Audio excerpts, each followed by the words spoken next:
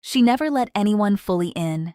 And for years, she told herself that was wisdom, that keeping people at arm's length was how you survive in a world that had already shown her what happens when you don't.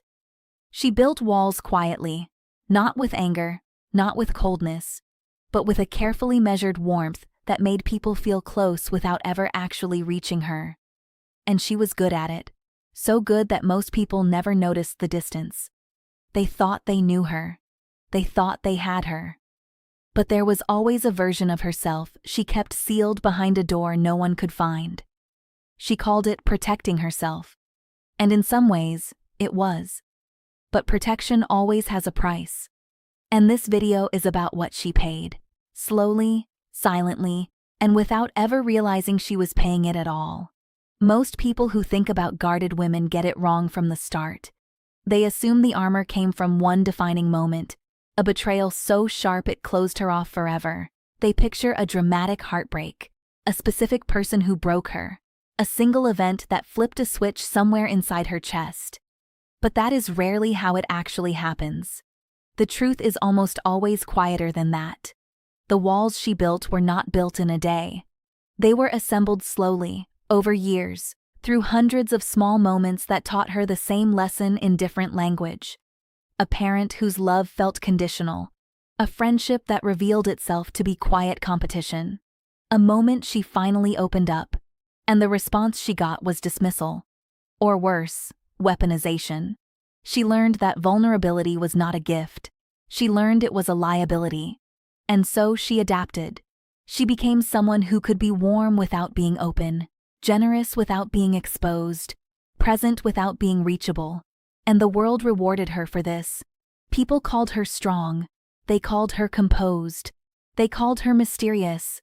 They called it all the wrong things. Because what looked like strength from the outside was a survival strategy wearing a very convincing disguise. She was not closed because she was cold. She was closed because staying open had cost her too much, too many times, in too many ways. And the armor felt safer than any alternative she could imagine. But what nobody stopped to ask, what even she stopped asking herself, is what that armor was quietly costing her underneath. And this is the part most people completely miss. The first cost was one she would never admit out loud, because it looked like something else entirely. She stopped trusting her own instincts. Not overnight. But slowly, the habit of filtering everything, of checking herself before she expressed anything, of monitoring how much she gave before she allowed herself to feel, began to blur the line between protection and disconnection. She could no longer tell, from the inside, when she was genuinely fine and when she was performing fine. The guard became so automatic that she wore it even when she was alone, even when there was no one left to protect herself from. She would reach for a real feeling and find the armor already there, between her and the emotion, before she even realized she had raised it. This is what psychology identifies as a consequence of long-term emotional regulation rooted in early trauma response. And it is one of the quietest forms of self-erasure there is. When you spend enough years protecting yourself from the outside world, the protection eventually begins to work inward. It stops feeling like safety. It starts feeling like numbness. And numbness, unlike pain, is hard to name, hard to explain, hard to justify. So she would describe it as being selective, as having high standards, as simply not being the type to wear her heart anywhere people could reach it. All of which were true. But underneath that truth was another one she was not yet ready to examine. The second cost was deeper. It lived in the space between her and the people who tried to get close. Because she was warm enough, charming enough, present enough, to draw people in. But the moment they leaned into the warmth and reached for something real, something shifted. Not dramatically, not in a way that could be named in an argument, but in a way that felt like reaching for a door that looks open and finding it sealed from the inside. She would not push people away. She would simply stop moving toward them. And the gap between them would quietly grow wider than either of them could explain. The people who loved her felt this. They could not name it, but they felt it. Some of them tried, with patience, with persistence, with different angles of approach. But what they eventually concluded, sometimes out loud and more often in silence, was that there was a version of her they were never going to reach. And so they stopped reaching. Or they left. Not with anger. With a kind of exhausted resignation that hurt far more than anger would have. And she watched them go, from behind the glass she had built, feeling both relieved and devastated. But telling herself mostly that this was simply the cost of having standards. But this is where it gets darker. Because the third cost, the one that cuts deepest, is what staying guarded did to her sense of love itself. Not her ability to feel it. She could feel it. She felt it more intensely than most people around her ever realized, precisely because she kept it contained. Contained emotion does not disappear, it intensifies. But she had trained herself to feel without expressing, to want without reaching, to love without showing it in any way that could be used against her. And over time, that pattern quietly rewired what intimacy meant to her. It meant distance wrapped in warmth. It meant caring from a safe perimeter. It meant giving enough to keep the connection alive without giving so much that the connection could threaten her. And when a relationship asked for more than that, when someone needed real access, real presence, real emotional exposure, she would experience it not as an invitation, but as a demand she had no idea how to meet. She was not being manipulative. She was not being cruel. She was operating from the only map she had ever built. One drawn inside a younger version of herself, who learned that opening up fully meant being left unprotected. That map was drawn for survival. But she was no longer in that situation.